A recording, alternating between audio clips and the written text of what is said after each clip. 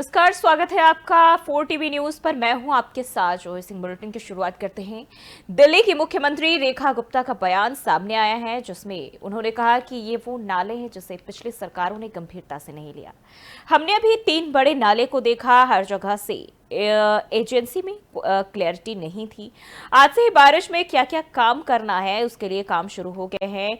आज से ही summer action plan और आज से ही सर्दियों में प्रदूषण ना हो उसके लिए काम भी शुरू हो चुका है। सबको अलग अलग काम दिए गए हैं। इस बार दिल्ली में वो काम किए जा रहे हैं जिससे दिल्ली बेहतर दिखे। देखिए, ये वो ड्रेन्स हैं जिसको पिछले की सरकारों ने कभी सीरियस नहीं लिया। जो दिल्ली हर बार जाम होती रही, जब आपकी बड़ी ड्रेन साफ ही नहीं होंगी, उसमें इतना स्कोप नहीं होगा कि वो और पानी ले सके, तो पीछे का जितना भी ड्रेन होगा, चाहे वो इंटरनल रोड्स का है, चाहे वो 60 फुटा रोड का है, चाहे मेन रोड्स का है या रिंग रोड का है, हर जगह पानी जाम होना वाजिब है। आप उसको रास्ता ही नहीं दे रहे। इतने सालों से अभी हमने 3 बड़ी ड्रेन्स का विजिट किया है और उसमें चाहे वो बारापुला थी, कुशक है या सुनहरी पुल है, हर जगह जो देखने को मिलता है कि एजेंसीज में क्लैरिटी ही नहीं थी। करना किसने है? किसी को फुल फ्लेज काम या आप कहिए कि 12 महीने का काम कि आपने ड्रेन पे काम करना है, ऐसा काम नहीं क्लियर हुआ। ये अब जिस चीजों को हम देख रहे हैं, हमने अब फ्लड एंड इरिगेशन को स्पेशली रिस्पॉन्सिबिलिटी देके कि ये एक एजेंसी की जिम्मेवारी है कि आपको ये डिसिल्टिंग करके देनी है।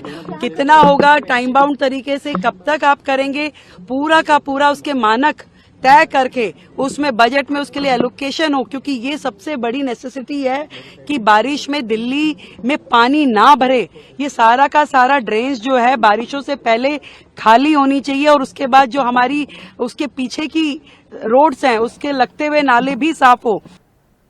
और दिल्ली के उपराज्यपाल विनय कुमार सक्सेना ने दिल्ली के मुख्यमंत्री रेखा गुप्ता और दिल्ली के मंत्री परवेश वर्मा के साथ सुनहरी पुल, कुशक और बारापुला ड्रेन पर चल रहे काम की समीक्षा के इस दौरान सीएम रेखा गुप्ता ने कहा कि मानसून के दौरान राजधानी दिल्ली में जलभराव की समस्या आम हो जाती है, जिससे लोगों को काफी परेशानी का सामना करना पड़ता है।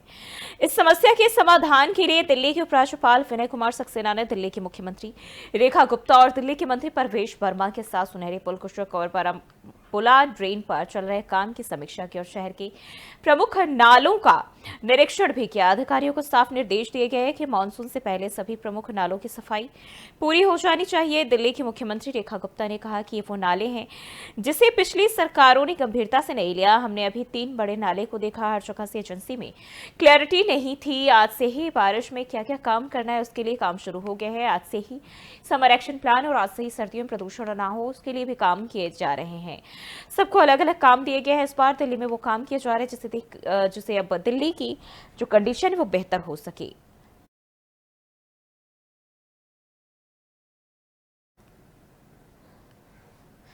और केंद्रीय मंत्री हर्ष मल्होत्रा का बयान सामने आया। अपने बयान में उन्होंने कहा कि भारतीय प्रतिस्पर्धा आयोग सीसीआई भारत की अर्थव्यवस्था को मजबूत करने के लिए बहुत महत्वपूर्ण काम कर रहा है। आज अर्थशास्त्र पर 10वें राष्ट्रीय सम्मेलन का आयोजन किया गया और देश भर से लोग इसमें शामिल हुए। प्रधानमंत्री मोदी के नेतृत्व में देश 5वीं सबसे बड़ी अर्थव्यवस्था बन गया है और हम 2047 तक विकसित भारत बनाने के लिए काम कर रहे हैं। हमारा जो कंपटीशन कमीशन ऑफ इंडिया है वो देश की इकोनॉमी को स्ट्रेंथन करने के लिए बहुत बड़ा और इम्पोर्टेंट काम कर रहा है और उसी सिलसिले में आज का ये 10th कॉन्फ्रेंस है on the economics of competition.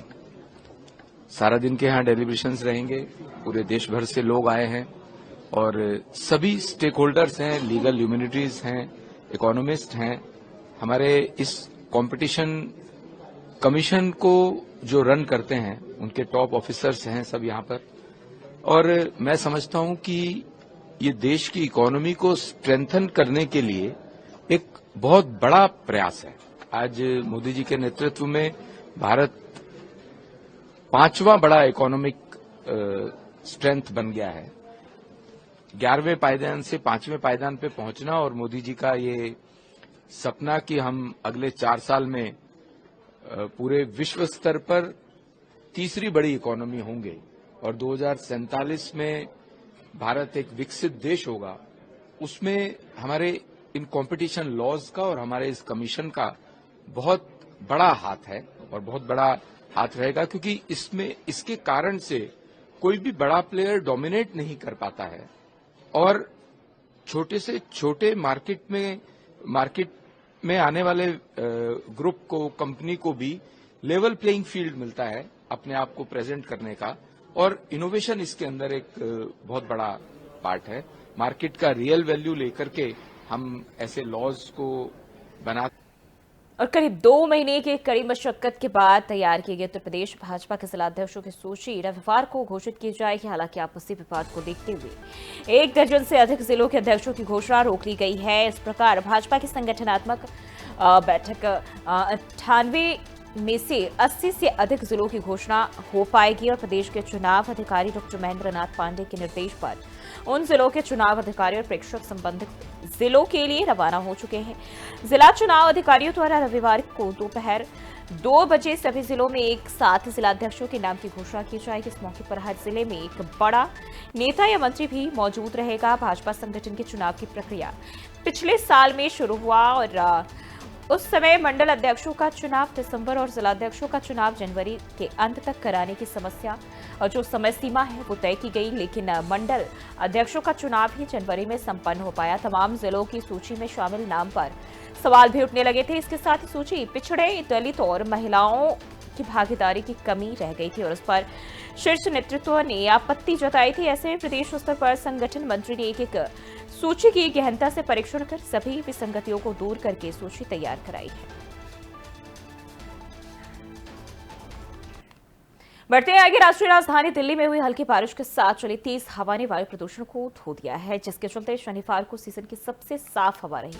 इस दौरान वायु गुणवत्ता सूचकांक AQI जो है 85 दर्ज किया गया। यह हवा की संतोषजनक श्रेणी है। इसमें शुक्रवार की तुलना में 113 सूचकांक की गिरावट दर्ज की गई है। ऐसे में कई दिनों के बाद लोगों ने साफ हवा में सांस ली। 1 जनवरी से 15 मार्च की अवधि के लिए पिछले 3 सालों में सबसे कम AQI दर्ज किया गया। केंद्रीय प्रदूषण नियंत्रण बोर्ड CPCB का पूर्वानुमान है कि अगले 2 दिन तक हवा संतोषजनक श्रेणी में ही बरकरार रहेगी। वहीं मंगलवार को हवा एक बार फिर खराब हो सकती है। इस दौरान AQI मध्यम श्रेणी में पहुंच सकता है। ऐसे में लोगों को प्रदूषित हवा में सांस लेने को मजबूर होना पड़ सकता है। शनिवार को हवा दक्षिण पूर्वी दिशा से 14 किलोमीटर प्रति घंटे की गति से चली। वहीं रविवार को हवा उत्तर पश्चिमी दिशा से 18 से 20 किलोमीटर प्रति घंटे की गति से चल सकती है। वहीं सोमवार को हवा उत्तर पश्चिमी दिशा से 6 से 8 किलोमीटर प्रति घंटे की रफ्तार और मंगलवार को हवा उत्तर पश्चिमी दिशा से 6 से 8 किलोमीटर प्रति घंटे की गति से चलने का अनुमान है।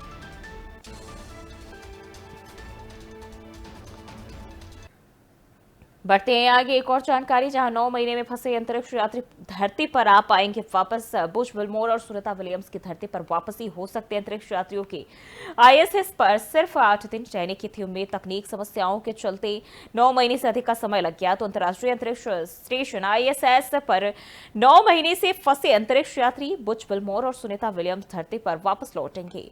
अंतरिक्ष यात्रियों को घर वापस लाने की योजना के तहत एक नया दल लेकर SpaceX रॉकेट अंतर्राष्ट्रीय अंतरिक्ष स्टेशन ISS पर पहुंच गया है। अंतरिक्ष यात्रियों के ISS पर केवल 8 दिन रहने की उम्मीद थी, लेकिन जिस प्रायोगिक अंतरिक्ष यान पर वे आए थे उनमें तकनीकी समस्याओं के कारण 9 महीने से अधिक समय से वह वहां है।